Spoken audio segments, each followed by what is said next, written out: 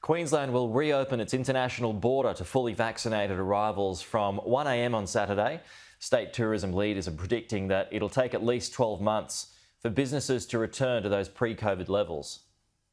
A long-awaited return of unrestricted travel for tourists and working holidaymakers. And now we have another step towards normality, towards post-COVID and towards recovery. And importantly, reuniting families. This gives certainty to the airlines, it gives certainty to incoming travellers that from 1 a.m. on Saturday, you can come into Queensland. From then, vaccinated international arrivals will no longer need to undergo any form of quarantine.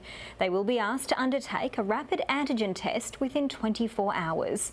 Unvaccinated arrivals will need to do 14 days of hotel or facility quarantine. I think the initial inflow will be those visa holders who are already waiting overseas to get into the country, the students, the international students, hundreds of thousands of them for Queensland and for the rest of the country that have been missed here as contributors to the tourism industry, as part-time workers. It's predicted travellers from Korea, Japan and Singapore will arrive first, then Europe and the US.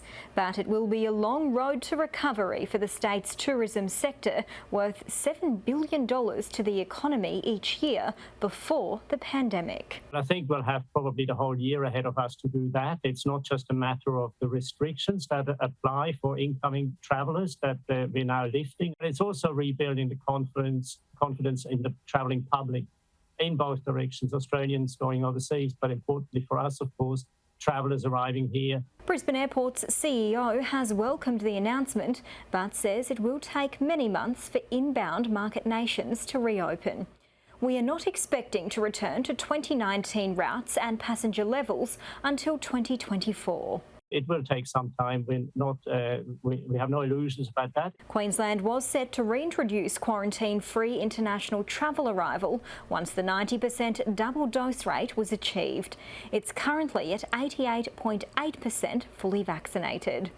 Of the 3 international airports in Queensland, Cairns, Brisbane and Coolangatta, the Gold Coast region has the lowest vaccination rate. In terms of where people are going to be travelling, can I please give an added push for the Gold Coast region? In the latest 24-hour testing period, the state reported 19,932 new COVID cases and 11 deaths, including an unvaccinated patient in their 30s. Anna Rawlings, Sky News.